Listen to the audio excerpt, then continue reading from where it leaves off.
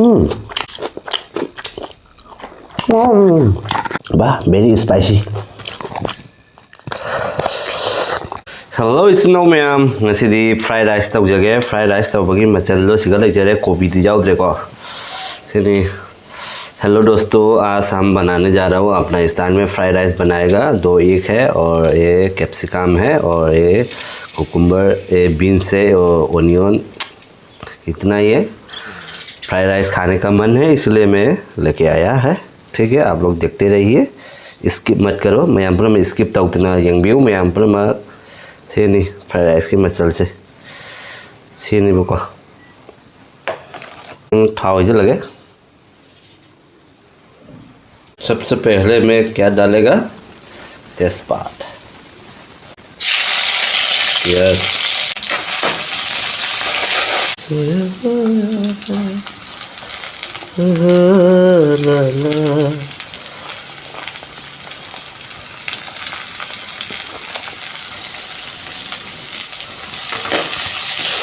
Simple fried rice है।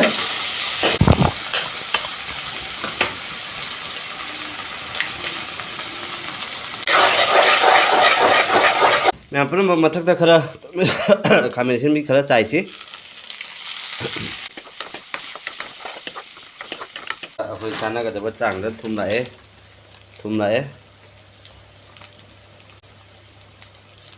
हपीदबी लाए hobby लाए हौबी लाए।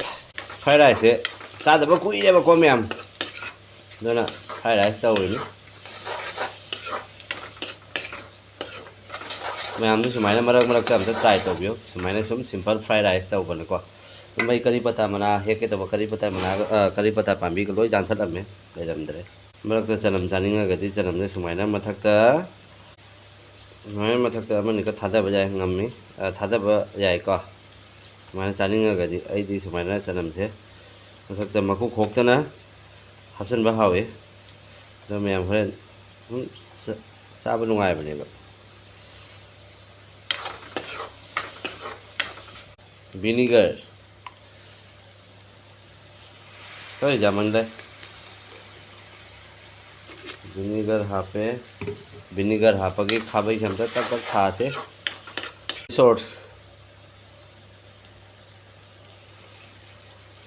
रिसोर्स हापे green chilli sauce green chilli sauce नपसले अगर सीजन मन green chilli soya sauce soya sauce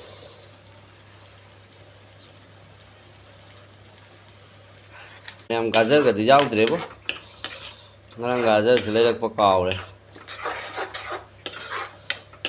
मैं चाबे हावबनेबो। मतम अमदा अइना बेंगलोर लेरिङैदा सुमाय याम चाजरखरे हेबो मैम बेंगलोर अदो निंगसंगे मतम अमगे से आइगी हैनबो स्टाइल थोंजबनिको मैम का हेना हैनगा थोंबो नते तौजब नतेबको फ्राइड राइस से येंगनेसि मैम मचू अम ओनग्रे मचू खरा लाक्से मचू सिंपल मरो सुबा खरा जाम हापसन बजादे माखिदि को साबाए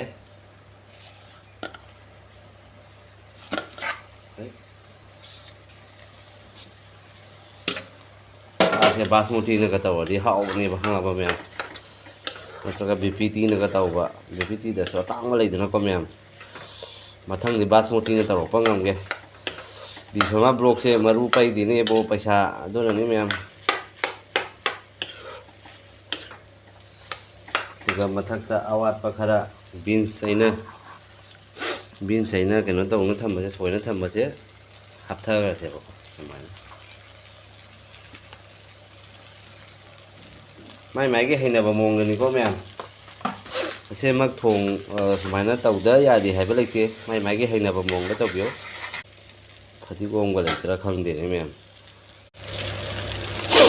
मैम फ्राइड राइस है मनंदी नुसिरे। एक फ्राइड राइस को बहुत खुशबू आ रहे है, खाने का बाद पता चलेगा। वाह वाह क्या स्मेल आ रहे खुशबू। हेलो इसिनाउ मैम ngasi फ्राइड राइस ओइना पुरे जेरुमगी फ्राइड राइस इग फ्राइड राइस निको अदुगा मथक्ता लेजरे सलाद गुमना थाबी लेजरे टोमेटो लेजरे तिलौ लेजरे सेनी अदुगा फ्राइड राइस तौजरे दी आइना ख्वाइदगी पामजबा उमरो अचार इसिंग लेजरे दुगैदी अखोई थुम वाला मसोना थुम खटंग आइना पुला है। मैं अभी खाने जा रहा हूँ फ्राइड राइस है, ठीक है, एक फ्राइड राइस है, बहुत मज़ा आने वाला है। वाह खुशबू तो क्या बोलेगा, आप लोग को खा के पता चलेगा, टेस्टिंग है नहीं है, ठीक है।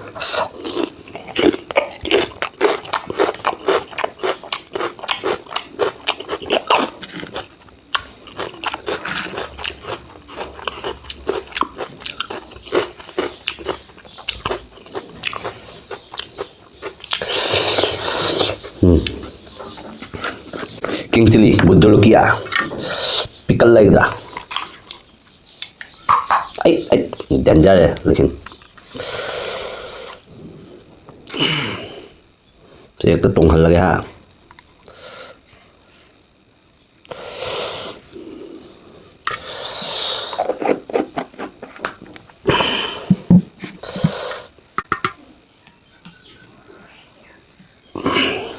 चलो शुरू होता है, मैं हम चाबा हो गए।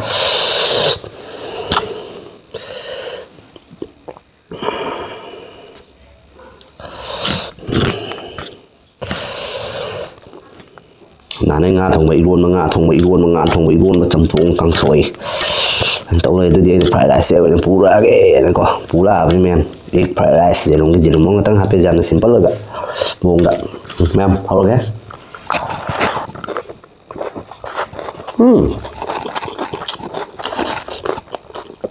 wow nice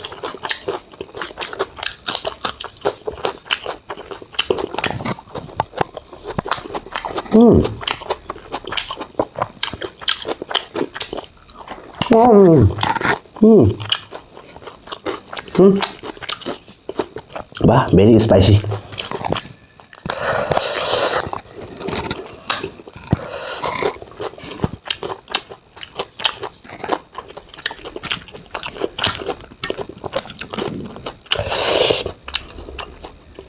Alright.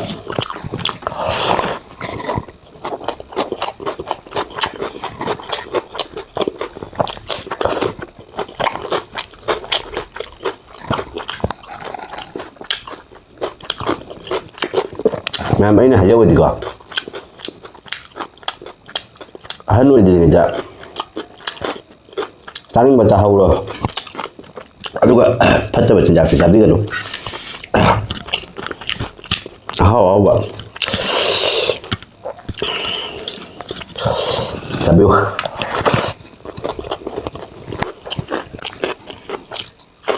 còn nó cha sẽ,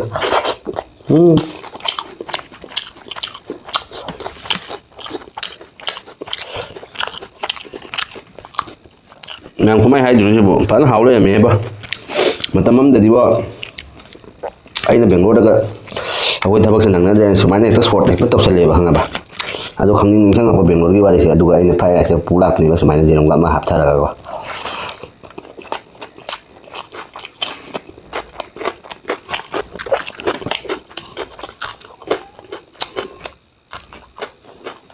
anh nó mau tao số máy xài này cả yang ada sambil limina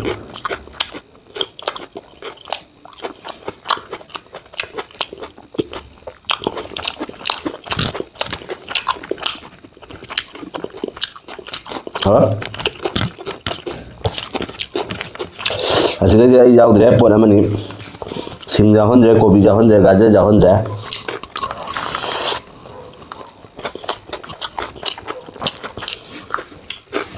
ini macam apa?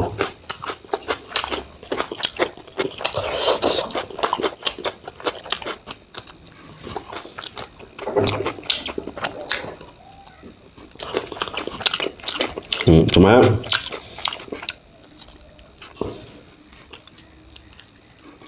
làm rau cho nó hậu chứ.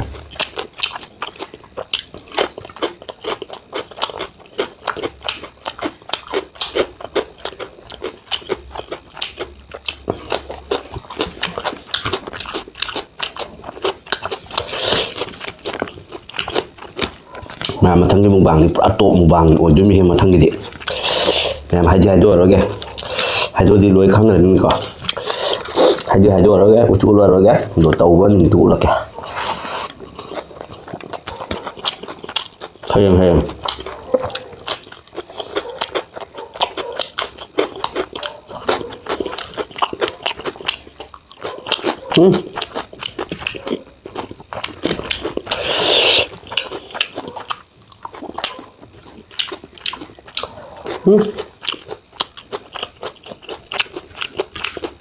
Oh my god.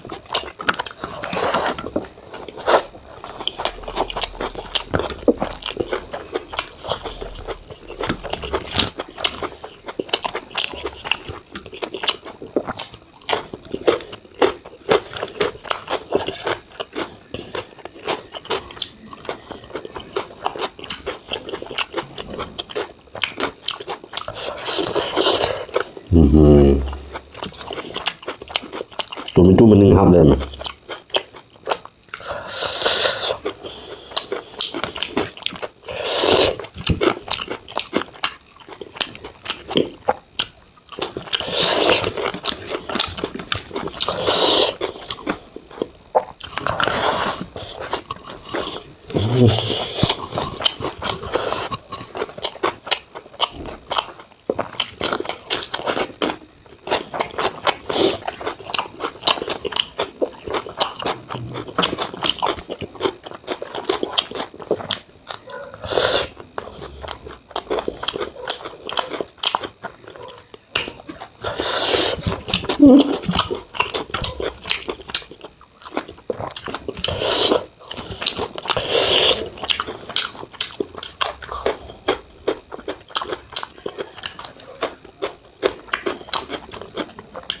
Saya jogja ka ba khokta laga thapchala di mahau le da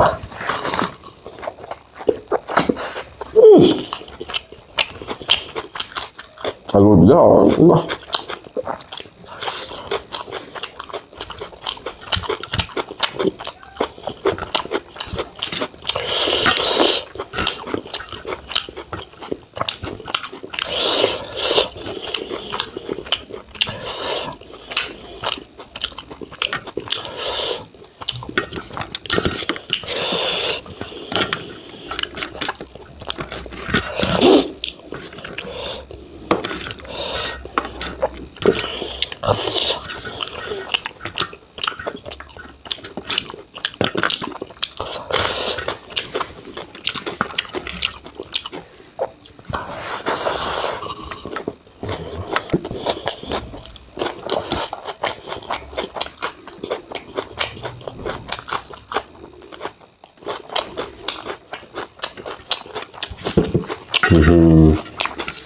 Cái bữa bên ngoài thốc thốc lên luôn rồi bạn.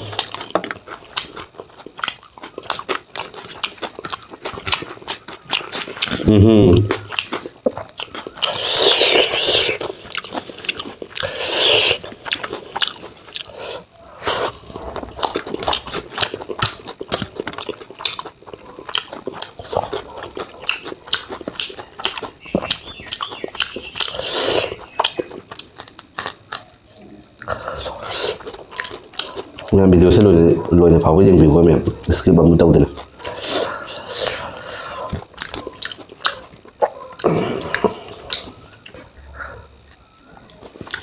ấy cái đầu đi hàng bạn mày làm cái video gì mà bạn ấy thắp cái khờ chừng khờ bạn chừng mới ngâm ra bạn biết chưa nào video sẽ ôn tộc sản lên nào lột tộc sản lên nào aduh pocket option tham mani bahang ba do full wasta ora ba mingi da do mai do bio mem 5G ni juga dia unlimited ni 그러면 AI 좀 들어. 누가 asomna 배지 자네 không ba. Đấy 5G unlimited. Đấy đúng rồi.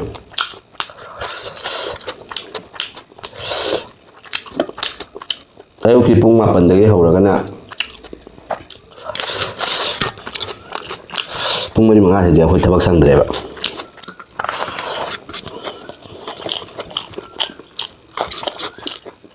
do mem warok biro en khalse video katang na thenglap na jeng basu jawi ngana jeng basu jawi thabak to sang ngadi ka do loi pau loi ni pun makdi dai loi jeng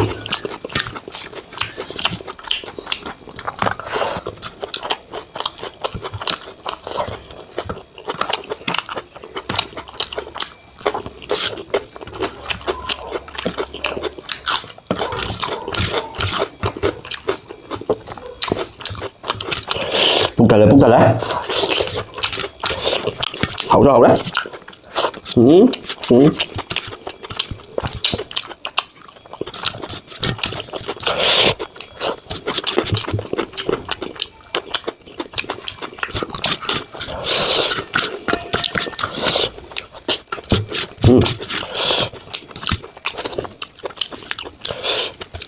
Wow, nice.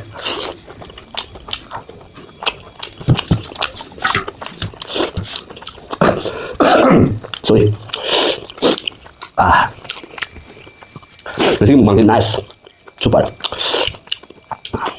Masak aja lupa. Amin kerja apa? Ay mana bang lihat? Pada pam jawab apa? Pada tahu apa? Chúng ta sana lấy bộ thường. Pada tahu budi mang ngọc thơ pada hỏi. Si mana baca tadi pang baca ni maka. Pada tahu dia pada. Maka sau khi mong jam hiểm.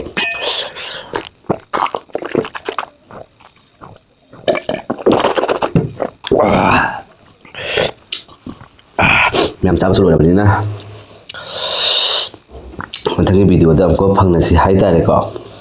Ado mem su sumai nam try to bi marak ta. Thao ma sum ma hap thara ga jam simple loi ba mong ngau khai ko jerum ma ni nang hap ni mong na hap jai ko jerum mari hap su jai ahum mari manga hap su jai ko. Ai sina lai tan ta wi ni ba ko. Jerum do. Ani khang lai damba amana omelette taw re amana tan hau le tai ko. Do amana fried rice ga hapsal leba do hauso hore chabada jamna mek seng na haure hai tare do loram dai mate ka sida bi soma blog ki mai ke ki me am pro mo pu ikai khum na bo chari me am channel asibu me am na anuba mi na jeng bi bata ra ga di phang bi bata ra ga di me am like and subscribe to me am ka bi kanu me am puna support to mi na bai se me am puna support to mi na se ai wai bi sam bi wari ai bu wa se ngang jang jam na su ngang ba hai jade adona han kana ko mam na hange marun se kenu mi tau tau I kasai gida dunia dan ka adumai hang kanu sama na bani ai no wangang ba hita ni